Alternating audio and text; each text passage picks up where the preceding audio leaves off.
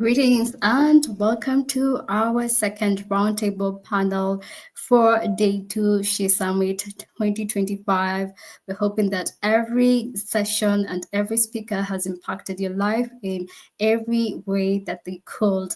And for this session, we are going to discuss about purpose and profit, driving businesses, profitability rooted in humanity. I am not alone. I have a roster of expert panels who are going to help us demystify this topic. I'm going to start with you, Gemma, all the way through to Carolina. I want you to introduce yourself briefly and tell us what you do. Then we can jump into our session. Yeah, sure. Thank you, Lynn. I'm Gemma. I'm based in Nairobi in Kenya. I have worked in impact and worked with for-profit and non-for-profit businesses for about 13 years now. And I'm currently working for a large Pan-African social business in their impact department. Welcome, Gemma, all the way from Nairobi, just as where I am. Paula, kindly. Your mic. Hi, thank you for having us. My name is Paula Bowens. I'm actually in Richmond, Virginia, and I'm with Disruptor DAO. And we are a collective of entrepreneurs, business owners, and educators. And we're founded by a group of women who come together to disrupt the wealth gap. And we're cultivating a generational wealth and preparing for future business and investment in disruptive tech. Our community it supports and maintaining abundance of mindset, knowledge, and wealth. So thank you for having us. Oh, and I just want to say one thing. This is very relevant in our today's session with Wellness Wednesdays. We have on every Wednesday at 7:30. This is actually talking about capitalism. So if anybody would like to join us, I will have that information later on in the chat. Thank you for inviting us. And shout out to Disruptor DAO. Stefania, kindly. Your mic, kindly. Please unmute your mic.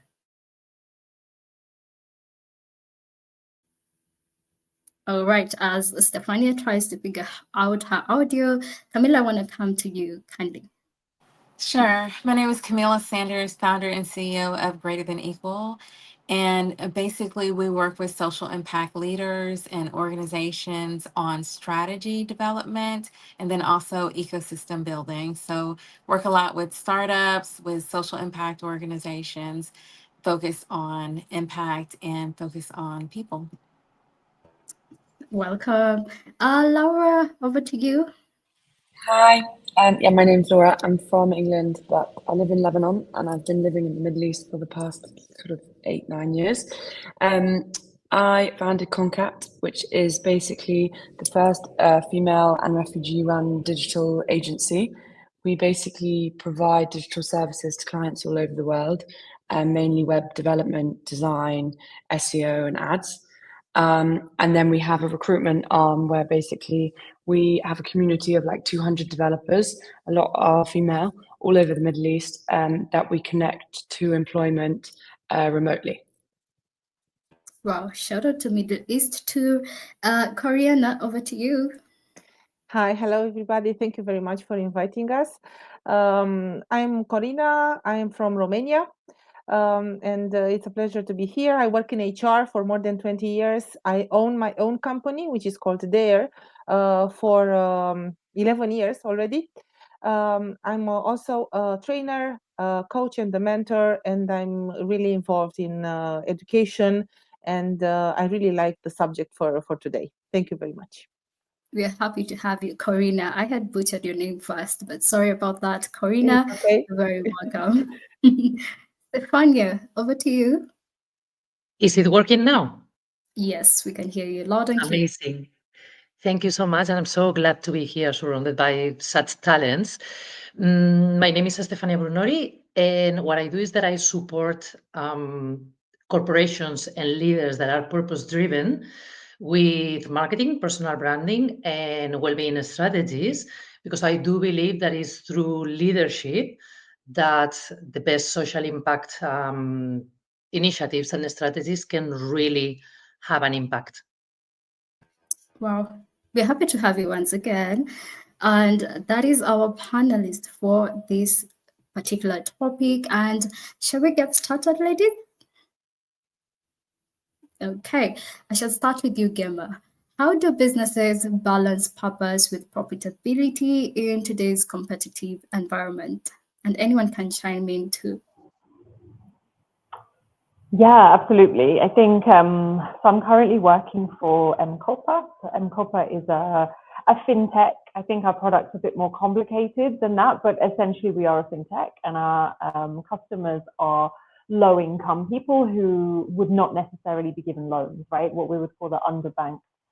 And I think the main thing that we can see when it comes to a business that wants to have a social impact is it a product and service that people are willing to pay for? Because if they're not, even in the populations that we're dealing with, then it's something that's not going to be viable, and it's something that population doesn't really value, right? So I think that's number one. So definitely a lot of research and getting on the ground and understanding. I think you also need to work with aligned investors. So lots of investors do want to invest in social impact businesses, but you really have to make sure that what they consider impact and what you consider impact is very aligned. Otherwise, you're really going to come to kind of loggerheads when it comes to the decisions on budgeting and profitability and what that means. So having really honest conversations with your investors. And then I think the third thing is having all of the staff and everyone who's involved in your organization believing in the mission that you have, because they are the voice of your company. They're the ones who come to work every day driven by the impact that you're trying to create, right? That's why they work for you. A lot of the times you're not getting the big bucks that you would get in a complete for-profit organization, but people are doing it because they want to see the impact. Yeah. That was quite impactful. And what I got from you that stood out for me is, do the people you work with believe in that mission? Because if they don't, I see a hurdle there. And you also mentioned something to do with humanity. Do the people want the product that you're offering? For you to create impact, do they even want it? And this leads me to the second question. What role does humanity play in creating sustainable and impactful business success? And I'm going to hand this over to you, Paula, and anyone can also chime in on this. Paula, your mic. Okay, as Paula gets that figured out, Camilla, kindly chime in on this too. Sure. So, so the question was the role that humanity plays. I think that you really have to make sure that with every decision that you're doing within business, that you have to include the people that you're doing it for. So ideally, that would include the community that you serve, right? And you're not necessarily just having a business to have a business, but you're having a business for impact and to serve that community. And so as you're building with that community, and you're making sure, just like Emma said, that you're giving people, or they are actually developing what they want versus you just thinking of all the ideals and developing what you want. So to keep it humanity focused, you really have to integrate that community voice. I appreciate that. Community comes first. Paula, please chime in. It's the community, but it's also when you have businesses have two customers. They have the internal and they have the external. So within the internal is your employees, and you have to basically cultivate a culture within inside your business that's going to allow the community, the internal employees to be happy in terms of being profitable in their business, which then they're part of the community. So as part of the community, if they're happy internally, then they're going to bring it back to the community, which then helps with the humanity and with the social impact in the businesses. I totally agree with that. And this leads me to the next questions on challenges. We've had this all together. We have the community and the internal group. But what challenges and opportunities arise when integrating social impact into business models? Laura, this goes to you. Yeah, so we had so many problems at the beginning in terms of the context that we were working in, banking crisis, favorite explosion, COVID, you name it, electricity blackouts when trying to run a digital company. I think my main takeaway from this is like you really have to focus on the social impact and really care about that no matter what you do, because it's very easy when you're working on it to lose sight of the mission and lose sight of the community that you're trying to help, especially when it comes to looking at like revenue and funding, right? For us, we also faced a lot of stereotypes from clients around the people that we worked with, being like, if you work with refugees in countries of conflict, like, are they reliable? Do they know about data protection? Are they good at their job? Can they speak English? And actually, we've done a lot of education and kind of advocacy work around that. And now I think in certain areas of the world, there's definitely more understanding of kind of working with, especially in tech and remotely working with marginalized communities. But I really found that was one of the biggest problems for us, is like breaking down existing stereotypes and reframing the kind of concept of marginalized communities. And the word refugee was a big thing for us. Like, a lot of people would come to us as well, being like, you work with refugees, can we pay you $300 for a website? And I'm like, this word as a concept shouldn't be associated with paying us less. And there's a whole kind of piece around that. So I think a lot of the work in social impact is also around the language, and the negative connotations that can be surrounded by that, whoever you're working with. And overcoming that in a lot of our comms and our PR was a really important part of like our success, I think, and addressing it face on. Like, I wasn't embarrassed to say to a client, listen, just because we're working with a refugee, let's say, doesn't mean that it's okay for you to underpay us. And I think addressing those on a wider context really helped. Well, Laura, I listened to you and I felt like I related to your story. And there's a lot of bias and stereotypes, and there are certain people in this world who have been labeled some names. And you have experienced that. Personally, I have experienced that too, from where I come from, this side of the continent. And I just want to follow up on that. Is there a reason for when maybe these communities, maybe they don't have a community like yours, they're just alone and they get underpaid? Is there room for them to negotiate better, or is it just good pay for them if they get underpaid based on the conditions they're in? Is it okay for them to just accept the underpayment? I think it varies depending on the context, obviously. From my experience, what we found is, obviously, when you're starting a business, your prices are always going to be lower than they are as you get more advanced and as you get a bigger portfolio and as you get bigger clientele. For us, for the first year, any client we could get was great. So we said yes to a lot of clients that for sure underpaid us. But now that enables us to charge more now because we've got so many clients all over the world. And somebody once said to me at the beginning, like, don't chase the money, don't focus on the money now, like, just create a portfolio of clients, create a reputation, and then you can start charging more. It's different. I mean, we're all female team, and that also the gender part comes into a whole thing about discrimination, particularly in the Middle East. So I think there was a lot of times when we undersold ourselves and undervalued maybe our own services through a whole confidence thing. So what I would say to people at that point is, like, you have to start somewhere. So and people are always going to start lower no matter what. I'm sure all of us have been in a scenario where we've undersold either ourselves or people that we work with. And actually, I think you have to build from somewhere. So instead of looking back and making regretful, like looking back in hindsight and thinking, why did I charge this? I always try to be like, okay, next time, now we know we charge more, even if it's $100, $200, and just keep building.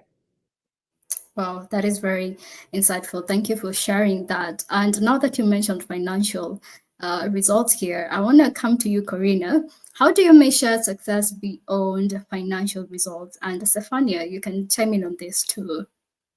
Well, I think success has multiple definitions, definitely. It's not only about the results. Results matter, of course. Profit matters because every business in the world is meant for profit. And that's why one of the reasons why we build up a business. But I think beyond the financial results, things like how people feel during the process becomes more and more important. And I think we can talk about social impact, about environmental sustainability, employee well-being, and customer trust. I think these are four major components in beyond the financial aspects.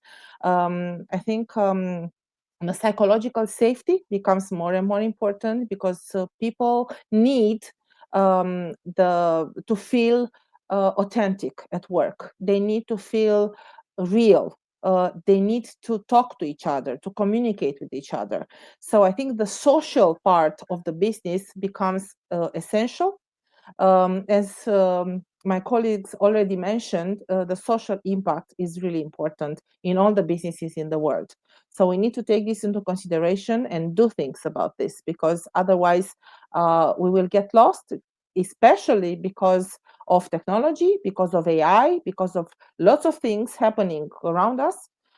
We see lots of phenomena happening around the world, so we need to be prepared for the future. The future is now. Like you had a panel before, I was listening to it. So I think we need to invest more in this quality of relationships at individual, personal level, but also at organizational level, at society level, community level, and things like that. Wow. And I love that you mentioned something to do with well-being. I was looking at a statistic that McKinsey released of recently, and they were saying the current generation of workforce, they value safety and well-being more than even the pay. And I believe that is where we're heading. So I'm seeing a place whereby we're defining success not only financially, but also the well-being of the people who are working there, and also are they okay? Are their families okay? And maybe Stefania, please add something to this. Yes. There were two things mentioned before that link with the part of measuring. Someone was mentioning the part of the investors, okay, and then the other part on top of what Corina was saying on some of the things that we need to measure. So blending those two things together is like there are two speeds on this, right? The short-term pressure of having to deliver financial results and having to prove to the investors that the business is working. And on the other hand, being a bit more patient, and I think it was Laura that was talking about the skepticism. And for that skepticism, the only thing that can be done is to measure some other things that were mentioned before. But it's kind of reinventing on top of what all the businesses are measuring, things like well-being that Corina was already mentioning, but as well the brand sentiment, okay? How the customers are perceiving the brand. If there is a shift in the brand that is going into more a social impact and sustainable brand, how that brand sentiment is changing, or if it is already a business that from the beginning has those values, measure that. So it's about numbers as well with the talent retention. So we know that there is an alignment between the corporate values and the employees that come on board. You were sharing some statistics on the state of work, and there are also some statistics from McKinsey that say, I think it's more than a 70% of very young talent would be even willing to have a lower salary if they are working for a company that is aligned on values and is purpose driven as well. So again, it's measuring the retention of the talent, not only the retention but also the satisfaction, as well as bringing to the equation the stakeholders, because this, I can't remember now, I don't know if it was Gemma that was talking about the alignment as well of the different parts of the company. So they need to be included at some point into the measurement. And the last one that I wouldn't like to forget as well is measuring the leadership as well. The leaders are the ones that really are going to make the rest of the organization really to be aligned. So there needs to be some measurement on different coaching assignments that can be there and assessments. So those are different ideas. But just to summarize everything, I don't think that there is a one fits all solution. Every company needs to choose a mix of different measuring keys to track. Well, Stefania, I couldn't ask for a better answer that could summarize the whole topic than that. Thank you for sharing that insight. Gemma, I want to come back to you. What steps can be taken to create business culture that values both humanity and profit? And anyone can chime in too. Yeah, absolutely. I think this is where I think businesses get this wrong. So I think they think, the senior leadership comes in and the founders and they create a culture and then the employees join and, it doesn't work like that, right? The employees create the culture. I think as Stefania was mentioning, what the founders can do is create values. This is the business that we're running. This is why we do it. These are the people that we're helping. These are the environmental benefits. And then you will attract the right people to come and work for you. And I think you will, because as we've heard, people are willing to work for less. They're going to work long hours. They're going to be doing multiple jobs, definitely in a startup, right? And then you are going to retain those people because they passionately believe in your company and your mission and the kind of values behind your company. And then the culture will come from that. I think that's really important. I think another thing could be really making sure that whatever if you're working with, let's say, low income women, that you have them as part of your business at all times. Get in the field, get to know them, listen to them. Because if you are not part of that community, naturally, you really need to be getting involved in it and becoming an expert in it and having them come and speak and be at the table. And I think they also help to kind of drive and make sure that those values and the culture remain in the company, and employees love that. From what we've heard and from what I see, we love to be in a company where we can see at the end of the day, some of the hard work that you put in that sometimes just feels like, what am I doing? Like, where is this leading? Fighting with investors and trying to get more investment. At the end of the day, you want to be able to come home and think, yeah, I helped someone today. And that's how I think, let the employees drive some of that culture. Thank you for sharing. Oh, yeah, please. I was just reading when I was studying up on today's panel, and one of the things that stuck out to me was the with Dan Price. I think his company's called Gravity, in which he was the CEO who was making $1.1 million in his salary, and decided in the culture of his company that he would have everybody have a starting salary of $70K. And through that $70K, and then he brought his salary down to $70K. And through that process, what he was able to do was get his employees stop worrying about their internal world in which how they're going to make their bills and start being more productive. So that's a case scenario in which what a CEO has brought to the table was like, let me recognize that my employees have an issue in terms of they're worrying about how to put food on the table. How do I resolve that issue? And then how do I become more profitable in terms of the company? And through that, they were able to retain their employees.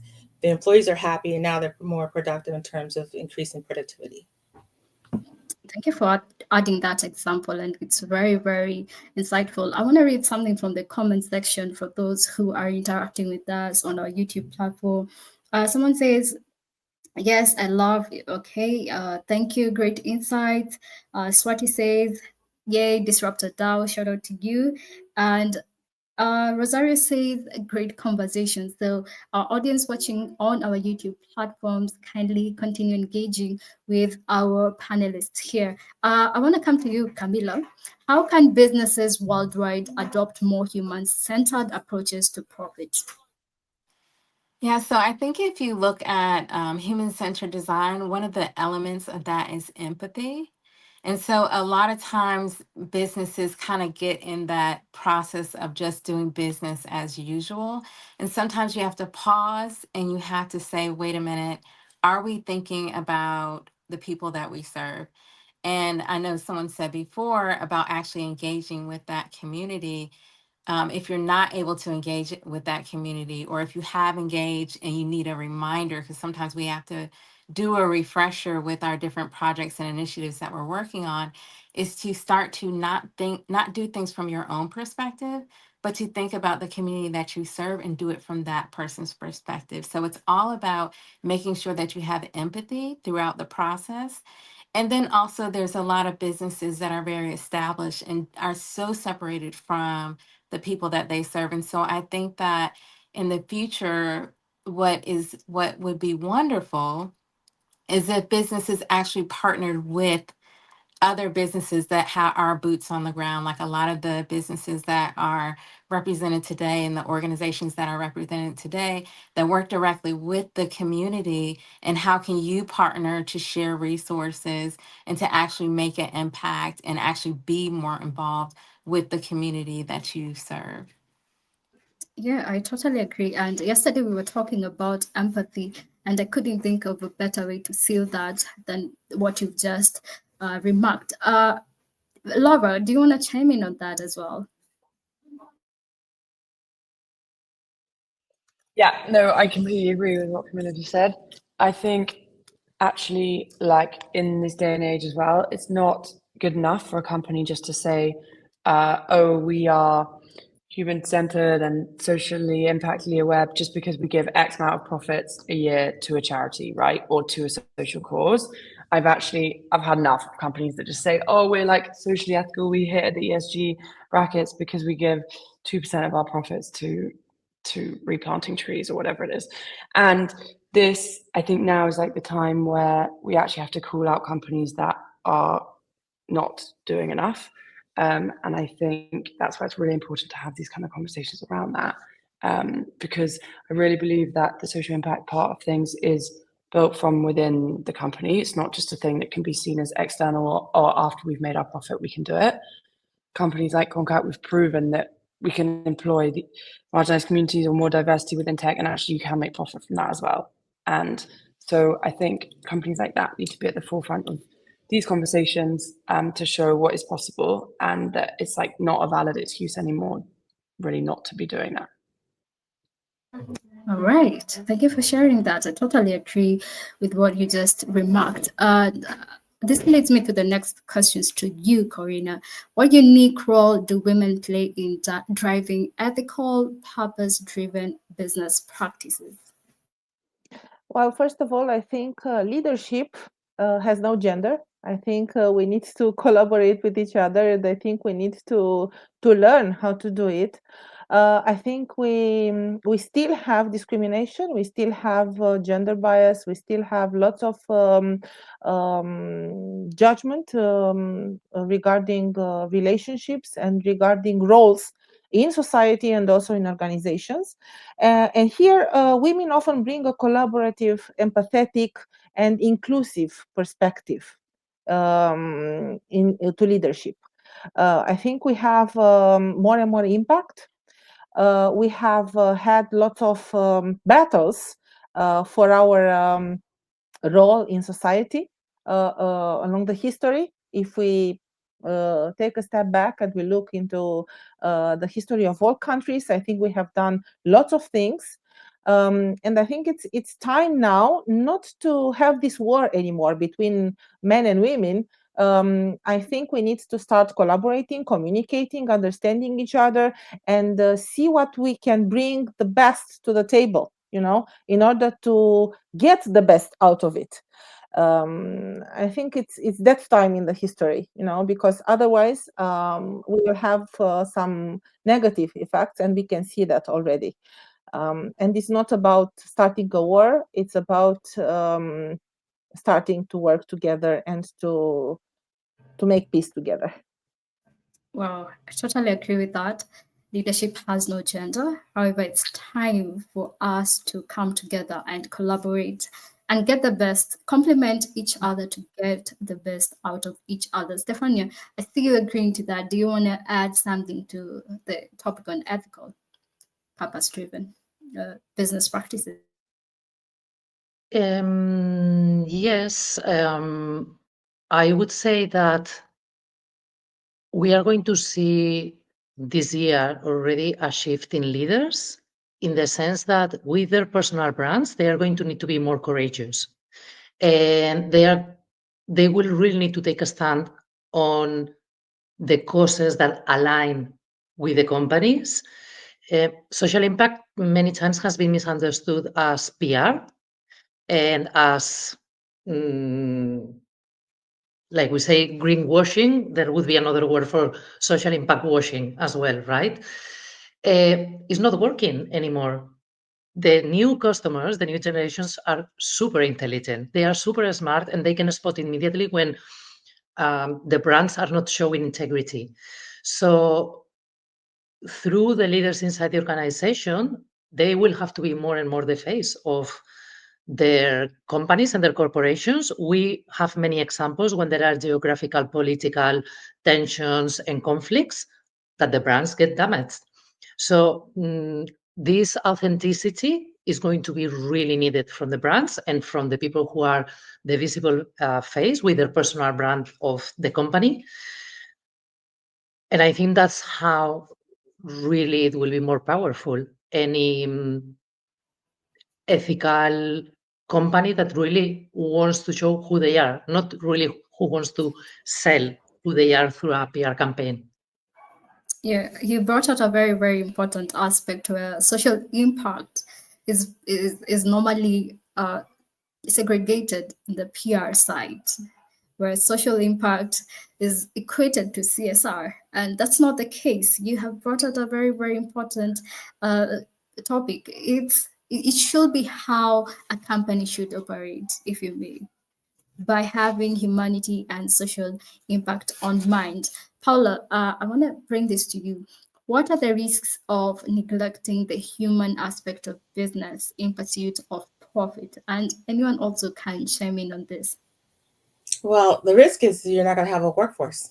For the simple fact that if you're looking at today's generation and what their concerns are about versus what the businesses are concerned about, the generation is not necessarily concerned about profit as they are concerned about social impact.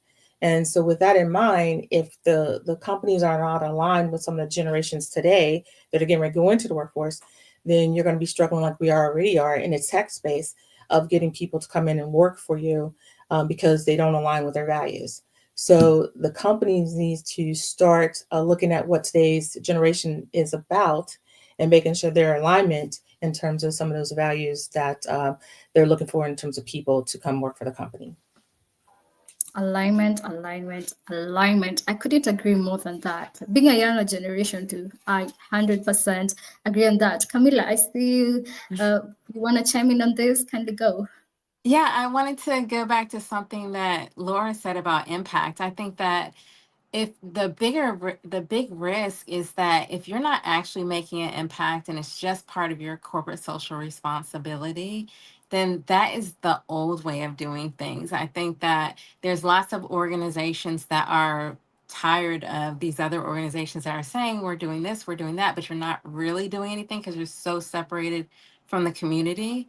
And so you're going to see, especially with new technologies and new communities and ecosystems being built, that we are able to come together and actually make that impact. And to go off of what Paula was saying, like now other people are going to be attracted to work for those types of company and to join into those types of movements that are actually making systemic change. So if you're not partnered with that and if you're not focused on that, I think that's the old way of doing things, and that's not how the world is going or needs to go, right? Because we have to really start making a real impact in people's lives.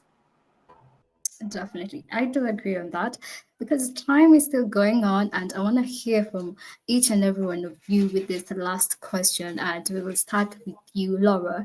What is the long term value of building a business that prioritizes humanity's well being and social responsibility? We'll start with you, Laura, then we'll pass it on. I think probably I could talk about this for hours. I think for me, the main thing that I've seen is they really, my team especially, like they really take ownership of their own work, right? that whole level of like accountability. And I found that, you know, I have to like encourage them to take holiday. It's absolutely crazy. In every other company I've worked on, we've been like fighting for the number of days that we have holiday. But in my team, it's because they know that we're all there. You know, we've just been through this most recent war in Lebanon. And I think that was like the absolute epitome of where you get to a point, because of scenarios outside of your control, like where you have to prioritize the well-being and social responsibility of your team above anything else. And I mean, I use that as an extreme example, but luckily we'd already been prioritizing that. So when we faced such a big hurdle as the war, we were in a much more stable position and foundation than we had, instead of just having to suddenly focus on prioritizing that when we hit an obstacle or a hurdle. We focused on it since day one. So I think the biggest thing for us is just being the accountability that it has when the team feel that it's really built for them and by them, instead of me coming in and being like, I'm a Western white girl, this is how we're going to do it. It's really been run by the community and amongst them. They make all the decisions. And I think that is a real big element of our success and why we're still going today, because it's really, everything we do in the company is about that. It's not, again, like what you were just saying, Camilla, it's not like we say that we do that and then it's not actually like that in reality. So I think also prioritizing that from the beginning, it's really difficult to lose track of that and go back to gain that feeling of humanity. So I think you really have to focus on it from the beginning. And I also admire the courage that you have taken to help these women in navigating their professional lives in such a tough and difficult time. I wish you all the best. Stephanie, I want to come to you. What's your remark on this?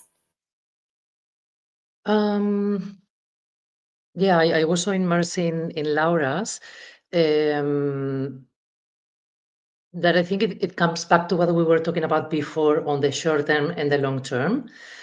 So what it really brings to the table, building this type of business, is a sustained growth.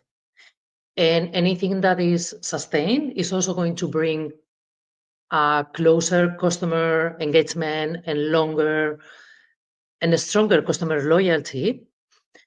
And we used to have periods of uncertainty that were short and then many years of stability, but this is not the reality now, and it's not going to be the reality. We are never going to have that stability that we had 20 years ago.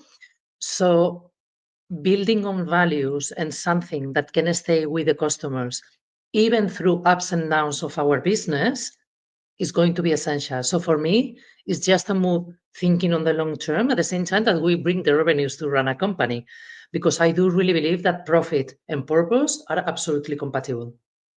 They are. I totally agree with that. Briefly, Corina, what's your take? Well, thank you very much. It's a very nice topic and very difficult and complex at the same time. And I'm really happy that I'm not the only one here having the same problems, even if I'm from a different country and everybody else is from different parts of the world.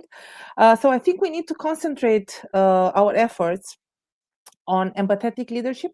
There are a few areas: psychological safety, mental health, education, and supporting each other, finding ways of collaborating and of working together. It doesn't matter the level of knowledge, the level of education, the level of our function in the company, the gender, it doesn't matter. The country we are from. I think it's more and more important to understand that we live in the same world, and our purpose in this world is to be happy and to be healthy from all points of view. And sometimes I have the impression that this is forgotten more and more. And the efforts the companies should, of course, target, need to concentrate on that and to have an impact in these areas. I totally agree on that. And just to close us off, Camilla, briefly, as brief as you can, so that we may leave room to the next panel. Close us off. Sure. So I think that when you prioritize humanity in business, you're future proofing your business. If you think of, and we've all had like moments where we've experienced natural disasters or just maybe a medical issue or something where your whole world stops and the only thing that matters is your community and your network, right? And so we're going to start to see things like that in the future. So if you're prioritizing humanity, even if you think about artificial intelligence and how things are being automated, but humanity is not automated, right? So if you prioritize humanity, you're basically future proofing your business for the world of tomorrow. I totally agree. Maybe I can say, us as GatherVerse, we're prioritizing humanity and we're future-proofing. Gemma, please, briefly.